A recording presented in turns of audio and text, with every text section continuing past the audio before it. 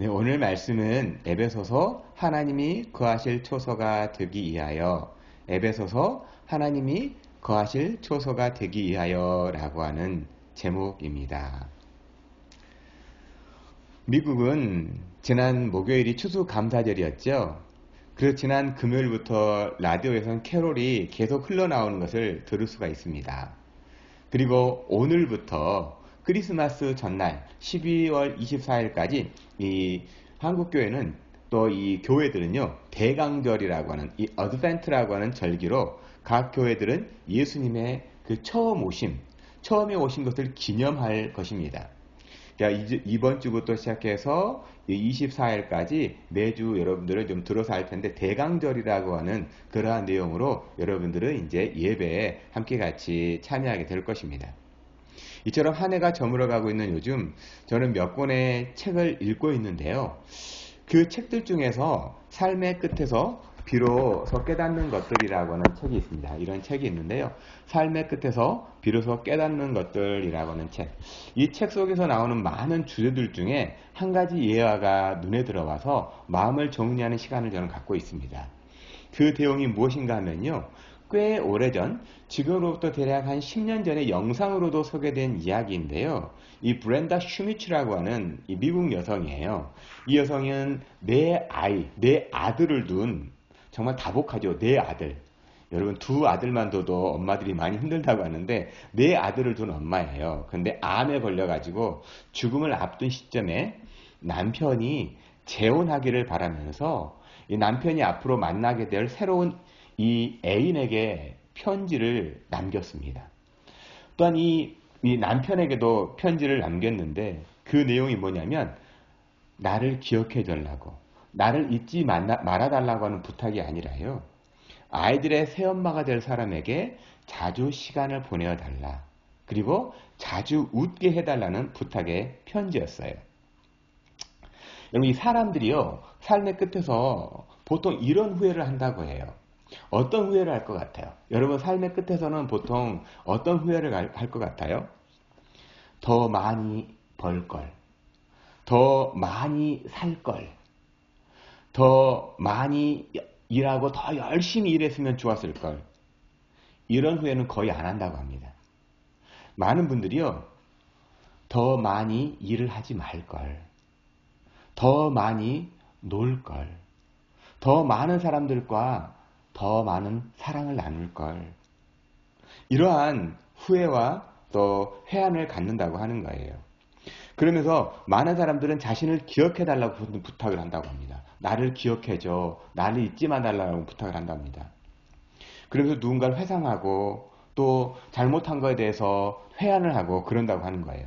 하지만 이 슈미치라고 하는 여인은요, 이런 편지를 쓰기 위해서 자기를 포기하는 마음과 나는 잊혀져도 남겨진 가족들이 행복한 삶을 사는 것만으로도 만족한다고 하는 의지가 담긴 편지였어요. 이러한 내용의 글을 읽으면서 우리가 살면서 마지막까지 붙들고 있는 것으로 인해서 오히려 슬픔과 아픔이 가중된다면, 더해진다면, 슬퍼지고 더 많이 아픔이 된다면 그것을 담담하게 내려놓는 것도 또 다른 삶을 살아가도록 배려하는 것이라는 생각을 하게 됩니다. 이러한 글들에서 중요한 것은요, 삶과 죽음이라고 하는 이 커다란 장벽이 있다고 하는 것을 실감하게 돼요. 이 삶의 끝에서 비로소 깨닫는 것들이라고 하는 대부분의 내용은 삶과 죽음이에요. 이 커다란 장벽이 있다는 거예요. 이 죽음이라고 하는 장벽 앞에서 우리는 과연 마지막을 어떻게 정리할 것인가 라는 도전을 받게 됩니다. 요즘 이러한 글을 읽으면서 우리의 삶의 한계가 정해져 있다는 것에 대해서 저는 개인적으로 참 감사하는 시간이 있어요. 아, 사람에게는 참 시간이 정해져 있구나, 한계가 있구나 하는 그러한 것에 대해서 감사하지만 또한 동일하게 먹먹한 시간을 보내고 있어요. 감사하는 마음과 먹먹한 마음. 그것은 또 다른 한편에서 지난 주간 읽은 신문 기사 중에서 코로나19로 연로하신 아버지를 잃었는데 그 과정에서 돌아가시기 전에 아버지를 만나지 못해서 가슴 아파하는 내용이었어요. 지금까지 키워주시는 애쓰고 아버지가 좀 무뚝뚝한 마음이었지만 자라고 난 후에 보니까 그것이 아버지의 사랑이었다고 하는 것과 함께 아버지 옆을 지키지 못했다. 아니, 지킬 수가 없었다고 하는 것에 대한 아픔. 이 연로하신 부모님을 둔 제 마음에도 이렇게 먹먹하게 다가왔어요. 저도 부모님 참 연로하시거든요. 뭐 아버지가 제게는 다 만족스럽지 못하지만 그럼에도 그것이 어떻게 보면 아버지의 사랑은 아닐까라는 나이를 좀씩 먹어가면서 생각을 해보게 됩니다. 그래서 어쩌면요, 죽음이라고 하는 것은 사람을 향한 강력한 무언의 메시지가 있다는 것을 다시 한번 생각하게 돼요. 삶을 돌아보게 하고 앞으로의 삶을 의미를 되새기는 시간을 갖게 되기 때문에 그래요. 그러면 여러분, 우리는 이러한 죽음 앞에서 후회 혹은 다짐으로 다시 되새기기만 하는 것만이 그리스도인의 삶일까요? 말씀드린 것처럼 죽음 앞에서는요, 후회나 다짐, 다시 되새김을 갖는 것은요, 종교가 있건 없건 혹은 다른 종교인들도 이와 같다는 거예요. 뭐 종교가 있든 없든 무신론자이건 아니면 뭐 어떠한 다른 믿음을 갖고 있건 간에 후회하거나 다짐을 하거나 다시 한번 내가 되새기는 시간을 갖는 건 동일하다는 거예요. 그럼 무엇이 우리 그리스도인의 삶, 그 죽음을 대하는 태도냐는 거예요. 무엇이 그리스도인들의 삶과 죽음을 대하는 차이냐 하는 겁니다. 그리스도인은요, 어떤 인문학적인 감동을 넘어서 삶에서 생명을 나누는 삶, 형식적이거나 도덕적인 기준을 넘어서 삶을 살맛나게 바꾸는 역할이 우리 안에 있다는 것을 오늘 말씀이 증거하더라고요.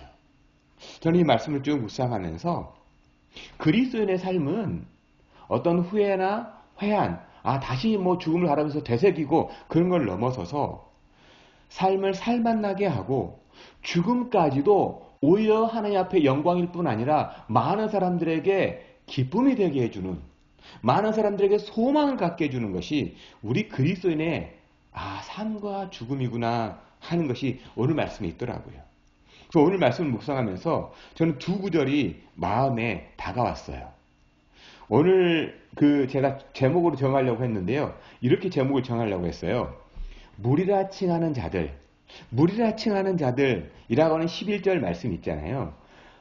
할례를 받은 물이라 칭하는 자들, 할례를 받지 않은 물이라 칭하는 자들, 이 물이라 칭함을 받은 자들이라고 하는 말씀하고 또 14절에 막힌 담을 자신의 육체로 허시고라고 하는 이 두 구절이 제게는 마음이 참 다가왔어요. 그래서 이 11절에 보시면 물이라 칭하는 받는 자들은 두 부류인 걸 알 수 있죠. 먼저는 할례를 받은 물이라고 칭함을 받은 자들이고요. 그래서 이들은 누구일까요? 정통 유대인들이에요. 그러니까 예수님을 믿고 구원받았다고 확신을 하지만 자신들의 전통인 할례를 행해야 한다고 하는 주장하는 거예요. 내가 예수를 믿고 삶을 살아가는데 그래 이거 하나는 내가 버릴 수가 없는데 내 이 전통 하나는 버릴 수가 없는데 이 할례를 받아야 해 하는 무리들이에요. 그리고 또 한 무리는 할례를 받지 않는 무리라 칭하는 받은 자들이죠. 즉 이 편지를 받고 있는 이방인 그리스도인들입니다. 저와 여러분 같은 사람들이에요. 이방인 그리스도인들. 지난 갈라디아에서 살펴본 것처럼 정통 유대인들은 그리스도인들이 이방 그리스도인들에 대해 할례를 받아야 진짜 믿음을 가진 사람들이라고 했던 거예요. 적절한 비유일지 모르지만 마치 몇 대째 기독교인 가정에서 태어나서 교회에 다니는 사람이 최근에 교회한 사람에 대해서 자신은 유아 세례를 받은 사람이고 진짜 믿음을 가진 사람이라고 하면서 최근에 이렇게 온 사람에게 세례 받아야 진짜 믿음을 가진 사람이야 라고 말하는 것과 아주 유사하다. 이게 적절한 비유인지는 잘 모르겠어요. 약간의 차이가 있어요. 신학적으로는 약간의 차이가 있지만 여러분들이 이해하기 쉽게 얘기한다면 좀 그거 유사하다는 거죠. 여러분 당연히 세례 받는 거 중요해요. 그렇다고 성령 세례를 통해서 예수 그리스도와의 만남보다 물세례 받는 것이 더 중요하진 않아요. 물세례로 많은 사람들 앞에 세례 받는 것보다요 성령 세례 받는 것이 훨씬 중요합니다.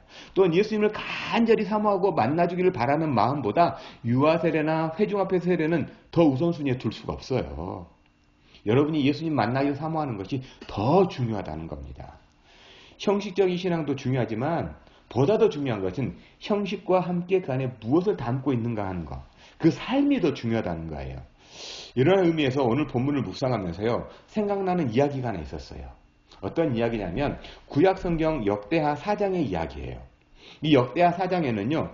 구약성경의 능력이 가장 강했던 이 선지자가 하나 있었는데 엘리야 선지자죠. 그 엘리야 선지자의 제자인 엘리사 선지자예요. 엘리사 선지자를 생각하면 늘 저는 좀 마음이 좀 좋아요. 왜냐하면 엘리사 선지자의 특징이 대머리 선지자거든요. 대머리 선지자. 저도 이 대머리가 되어가고 있는데 이 대머리 선지자, 이 참 이렇게 엘리사 선지자면 저도 이렇게 마음이 많이 가는 사람이에요. 어떤 그 엘리사 선지자의 내용이냐면 엘리사 선지자가 이 수넴이라고 하는 지역을 방문할 때면 그곳에 머물 곳을 제공해 주던 한 여인이 있었어요. 근데 그 여인이 남편과 상의를 해가지고 하나님의 사람이 오가는데 머물 수 있는 곳을 만들어주고 싶다고 해서 수넴에 자기 그 집에 거처를 마련해 주었습니다. 그러니 이 엘리사 선지자는 얼마나 고맙겠어요. 그래서 엘리사 선지자가 그 여인에게 무엇인가 해주고 싶어가지고 엘리사 선지자의 종이었던 이 게하시라고 하는 종에게 이 여인에게 뭔가를 해주고 싶다라고 말했더니 그 게하시가 이 여인은 남편은 많이 늙었는데 가정에 애가 없다는 거예요. 그래서 엘리사 선지자가 믿음으로 선포를 해줘요. 내년 이맘때쯤에 아들을 안고 있을 거다. 여기서 많이 들어본 얘기 같지 않아요? 창세기 아브라함과 사례를 찾아왔을 때 하나님께서 찾아와서 가지고 하셨던 얘기가 아주 비슷하죠. 내년 이맘때쯤에 아들을 안고 있을 것이라고. 어쩌면 이 여인의 마음에 노심초사함에 바랬던 이 아이, 남편도 은근히 바랬던 그 아이가 그 가정에 태어났죠. 오랫동안 바라던 이 아이가 태어나니까 얼마나 좋았겠어요. 네? 엘리사 선지자의 선포로 아이들이 태어나고 이 아이가 태어나고 그 아들이 몇 해 동안 잘 자랐습니다. 그러던 어느 해 추수할 때가 되었어요. 아버지가 얼마나 아이가 자랑스럽겠어요. 그래서 아이를 데리고 추수밭에 갔어요. 그런데 추수를 하고 있는데 아이가 갑자기 아이고 내 머리야 하는지라 아빠 머리가 너무 아파요 이랬을 거예요. 우리 시우만 할 수도 있고요. 또 우리 민경자매님 민경신의 그 아이만 할 수 있습니다. 아이가 머리가 아프다는 거예요. 그러니까 아빠가 얼마나 놀랐겠어요. 빨리 또 집에 가 있어라. 종을 시켜가지고 엄마에게 데려갔습니다. 그랬더니 이 아이가 머리가 아프다는 아이가 엄마 이제 무릎에 앉아 있었겠죠. 무릎에 앉아 있다가 갑자기 죽어버린 거예요. 아이가. 인생의 슬픔은요. 어쩜 이처럼 갑자기 다가오는지도 모르겠어요. 정말 인생의 절망은 어쩌다 갑자기 이렇게 어떻게 갑자기 다가오는지도 모르겠습니다. 그럼 작년 이맘때를 한번 생각해 보면 저는 우리 아이를 데리고 스케이트 레슨을 한다고 하면서 가까운 이쯤에 가면서 한국 분들을 만나 서로 이야기하고 중국에서 전염병이 생겼다고 하는 그 이야기했던 때가 엊그제 같아요. 근데 갑자기 전염병이 전 세계적으로 번져가지고 팬데믹이 일어나잖아요. 모든 것이 일상이던 삶이 하루아침에 갑자기 바뀌지 않았습니까? 갑자기 마스크를 써야 되고요. 또 늘 만나던 사람들과 만나지 못하고요. 출근하고 퇴근하던 삶이 또 왁자지껄하게 만나던 사람들이 갑자기 어느 순간에 바뀌어 버렸어요. 또한 저희 집 가까운 곳에 이 쇼핑 플라자가 있는데 그분들이 이제 음식점을 내놓으려고 준비를 하고 있었거든요. 근데 어느 날 갑자기 팬데믹이 일어나고 문도 제대로 못 열어보고 어려운 당황을 맞고 있는 거잖아요. 갑자기 일어난다는 거잖아요. 하루아침에. 어쩌면 아픔이나 슬픔은 우리가 예기치 못하고 만났을 때 더 고통스러운 것 같아요. 코로나19로 많은 사람들이 우울해하고 극단적인 선택하는 분들이 많다고 이야기합니다. 이로 인해서 극단적인 선택을 한 사람을 둔 가족, 일명 보니까 자살 유가족이라고 하더라고요. 최근에 기사를 읽으면서 또 참으로 저는 충격을 받았어요. 갑작스레 당한 일로 인해서 이 자살 유가족이 자살한 한 사람으로 인해서 최소한 5에서 7명이 자살 유가족이 생긴다는 거예요. 그러니까 한국 사회에서 지난 10년간 약 70만 명이나 되는 사람의 자살 유가족이 생겼다는 거예요. 70만 명이요. 근데 여기 더욱더 충격적인 것은요. 자살 유가족을 둔 분들은 일반인에 비해서 우울증에 시달릴 확률이 7배, 자살의 위험이 8배나 된다는 거예요. 이처럼 우리 주변에는요. 내 머리야 아파하는 사람도 있고요. 이 아이를 그렇게 갑작스럽게 떠나보낸 남겨진 가족들이 많다는 거예요. 이 말씀을 묵상하고 또한 이 열왕기하 4장을 말씀을 읽으면서 내 머리야 하는지라 하는 그 이야기가 계속 제 머릿속에서 맴도는 거예요. 차를 타고 가면서 이 지역을 지나가게 되고 이 지역을 바라보면서 내 머리야 내 머리 하는 소리가 들리는 것 같아요.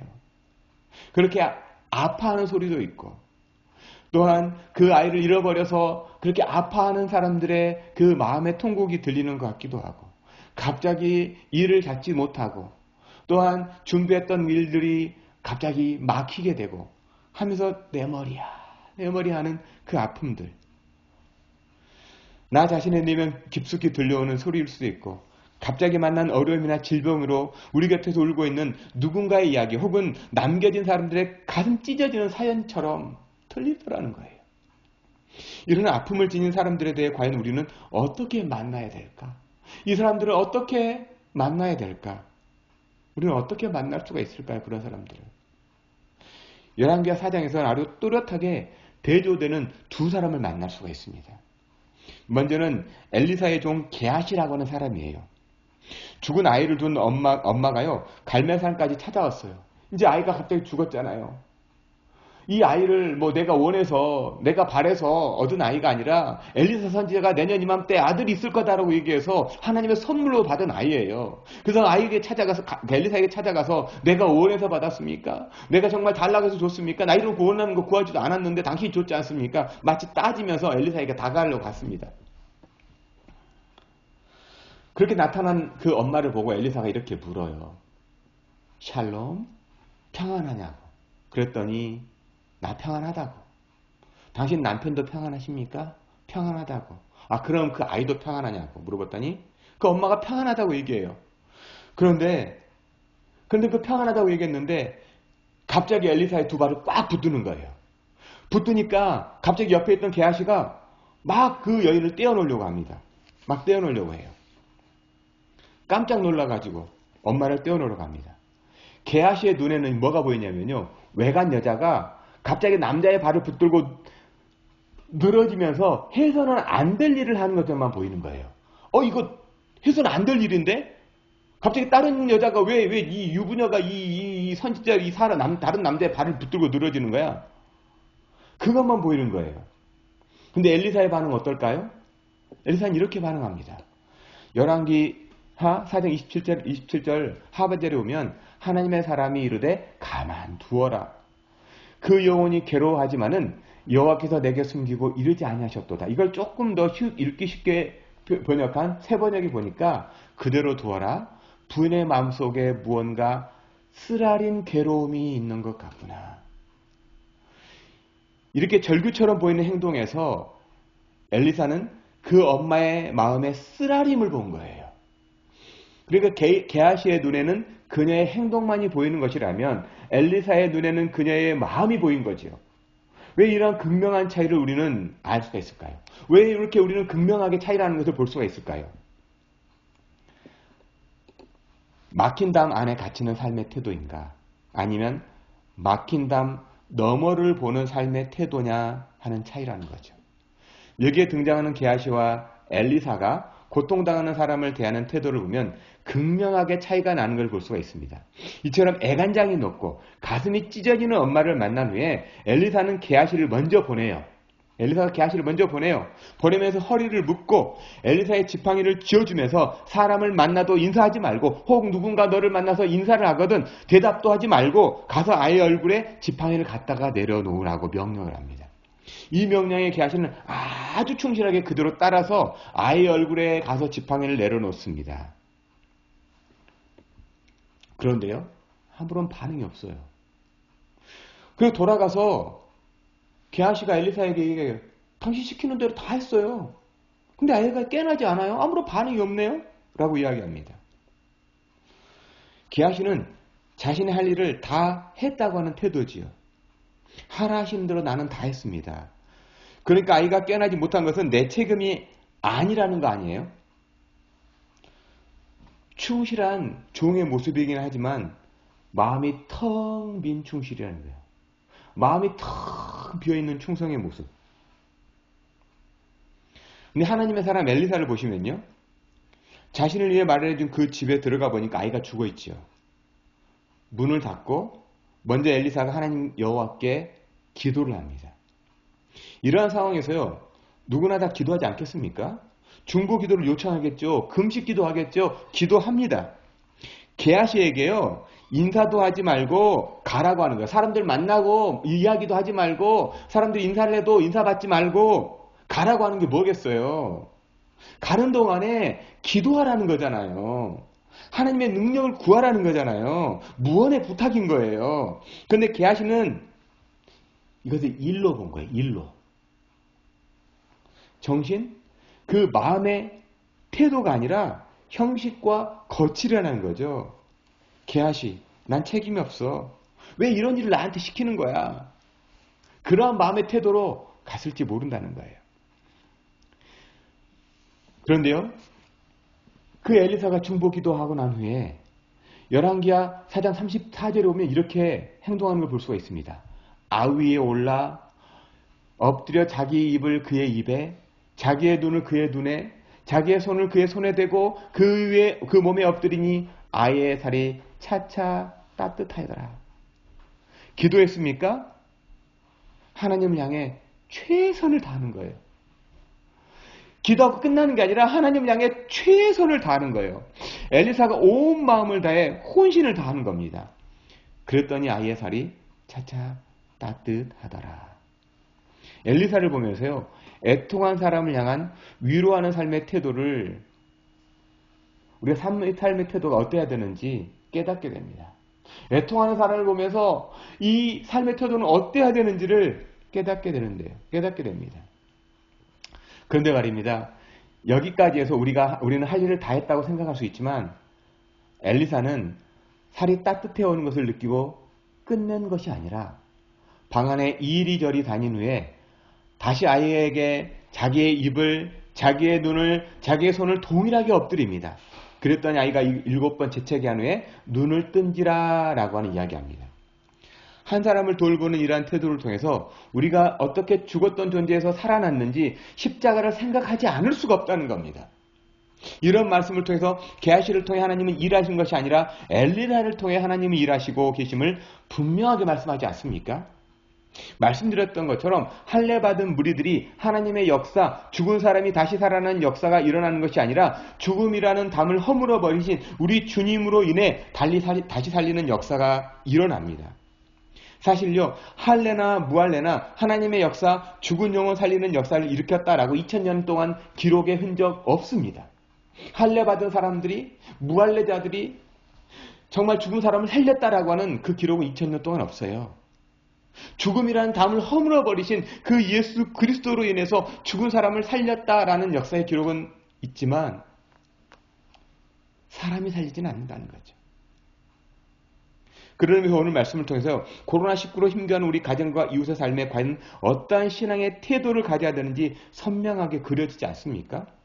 저는 말씀드린 것처럼 무리라 칭함을 받은 자들에게 있어서 중요한 신앙의 태도가 있다면 그것은 생각하라는 거예요. 생각하라. 그래서 오늘 말씀 11절과 12절에서는 우리말에서 생략되어 있지만 12절에도 모두 생각하라라고 번역되어 있지만 원어는 기억하라는 말로 시작을 합니다. 기억하라. Remember. 무엇을 기억하라는 걸까요? 네 자신, 원래 네 자신이 어떠한 존재인지 잊지 말라는 거예요. 우리가 어떤 존재였을까요? 할례 받은 무리든 할례를 받지 않는 무리든 세상에서는 소망이 없고 하나님도 없는 자들이라고는 사실이라는 겁니다. 우리는 누구든지요, 이 땅이 전부인 것처럼 살아가다가 갑자기 만난 고난을 위해서 절망 가운데 있든지, 하나님을 위해 산다고 살지만 삶의 고난 가운데 허덕이든지, 한 사람을 위해 그러한 한 사람을 위해서 우리 주님은 십자가에서 눈을 맞추고 입을 맞추고 손을 맞잡아 싸늘하게 식어버린 우리의 심장을 따뜻하게 새로운 삶으로 변화시켜 주셨다라는 거예요. 우리가 예수를 믿고 살았던지, 정말 우리가 모태신앙으로 살았던지, 아니면 우리가 정말 예수님을 만나고 우리가 정말 예수님을 위해서 살았다고 하든지 간에,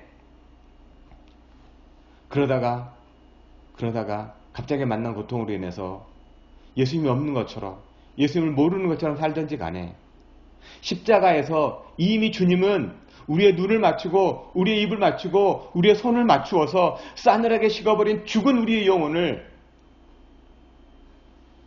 우리의 심장을 따뜻하게 해주셨다라는 겁니다. 그것이 십자가에서 말씀하신 다 이루었다라는 의미 아닙니까? 다 이루었다. 다 이루었다. 그런데 말입니다. 다 이루신 우리 주님께서 바로 하늘로 올라가시지 않으셨더라고요. 제자들과 함께 하시면서 부활하신 주님을 만났으면서도 연약한 믿음, 새로운 삶에 대한 불확실에 대해 예수님은 친히 증거하기 위해 40일 동안 함께 해주셨다라고 성경은 또한 기록하더라고요.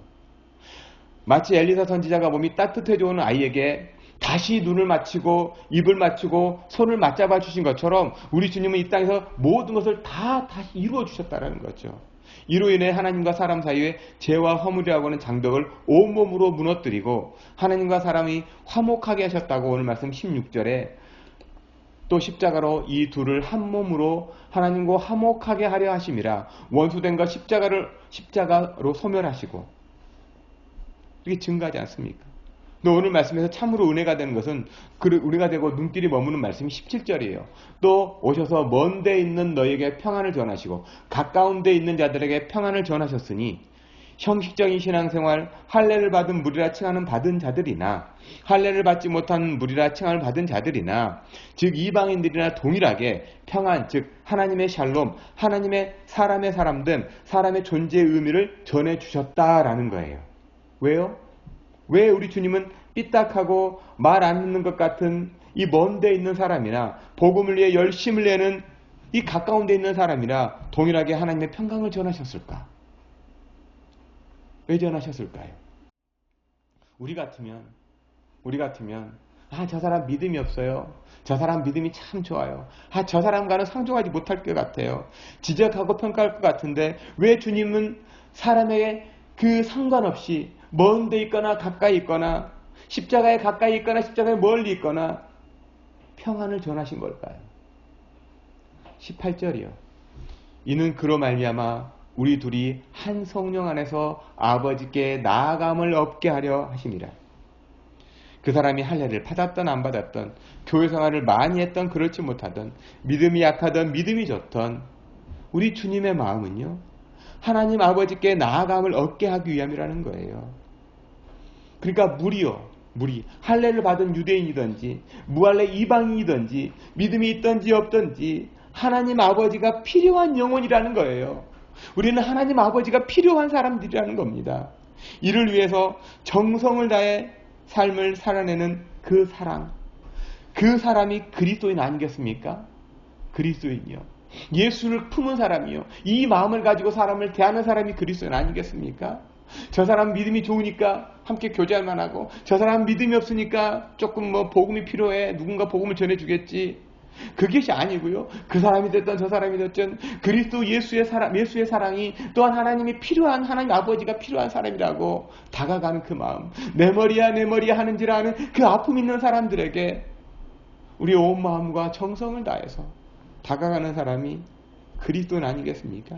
단순히 교회를 다니는 사람이든지 아니면 신앙생활을 열심히 하는 사람이든지 하나님께 나아가기 위해서 하나님의 샬롬이 하나님의 평강이 필요하다는 겁니다.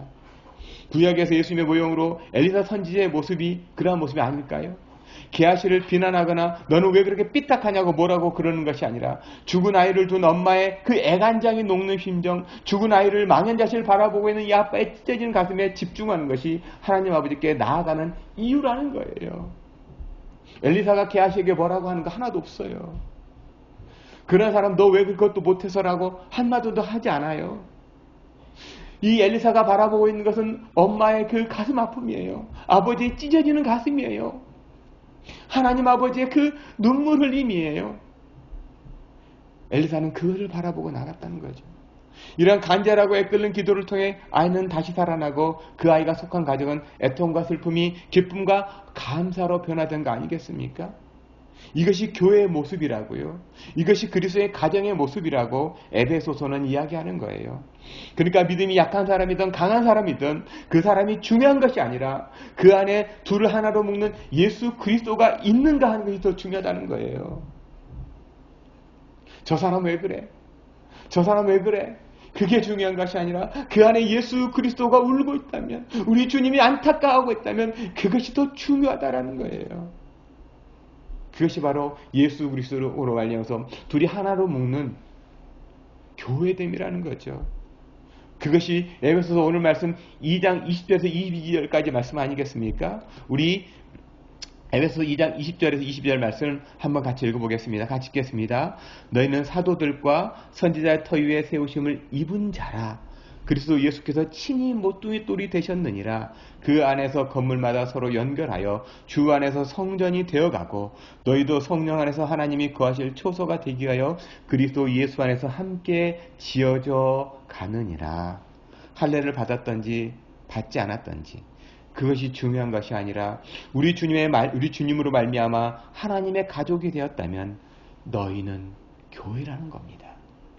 근데 교회는 너와 내가 그리스도 안에서 연결되면 그것이 바로 성전이요.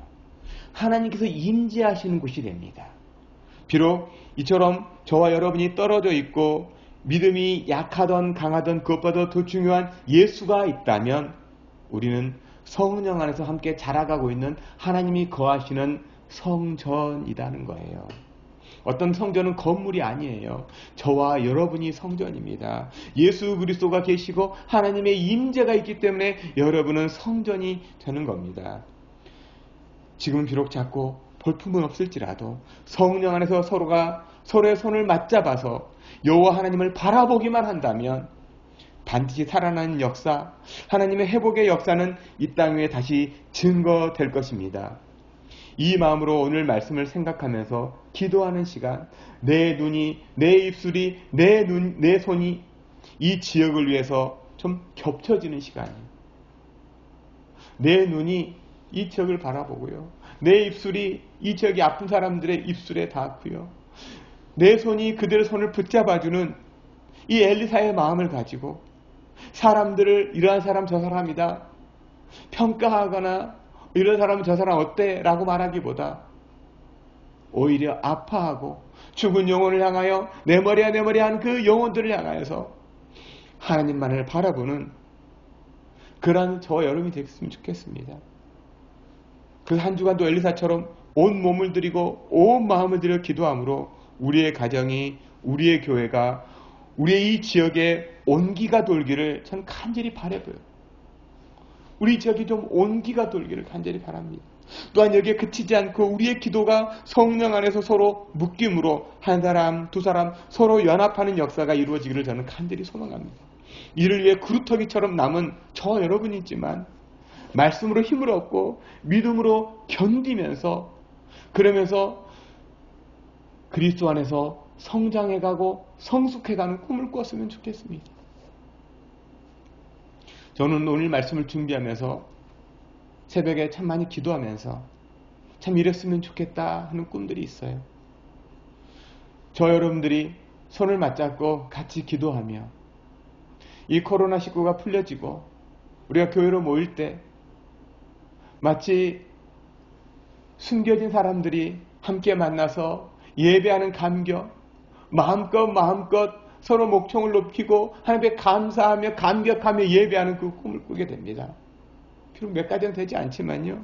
수많은 가정이 모이고 수많은 사람들이 함께 같이 하나님의 나라를 찬송하는 그 꿈이요. 저는 그런 꿈을 꿔봅니다. 그러기 위해서 우리를 남겨뒀다면 우리는 어떤 사람의 태도나 어떤 사람의 그러한 형식이 중요한 것이 아니라 하나님께 집중하고 하나님 이 가정에 아픔이 있습니다. 이 가정에 찢어짐이 있습니다. 이 사람의 마음 아픔이 있습니다. 이것을 위해서 나를 세워주셨다면 나는 정말 기도하고 그 사람을 정성을 다해 섬기겠습니다. 그 사람을 향해 정성을 다해 하나님 앞에 나아가겠습니다. 하나님 그 위에 역사하여 주시고 그래서 이 지역이 온기가 돌아가고 그리고 이 가정들이 회복되어지고 교회들이 회복되어지고 무엇보다 하나님의 이름이 영광받는 그러한 일들이 있게 해주십시오. 우리는 좀 그러한 마음을 가지고 우리의 막힌 담을 좀 터버리고 담 너머에 있는 우리 주님의 마음을 갖고 담 너머에 있는 우리 주님의 심정을 가지고 주 앞에 나아가는 저와 여러분, 그래서 주님의 그 마음을 우리의 가슴에 품어 한 주간도 기도하고 묵상하며 말씀으로 견디고 이기며 주님께서 주신 약속이 어떻게 이루어져 가는가를 보는 저와 여러분들의 되기를 주님의 이름으로 간절히 축원합니다.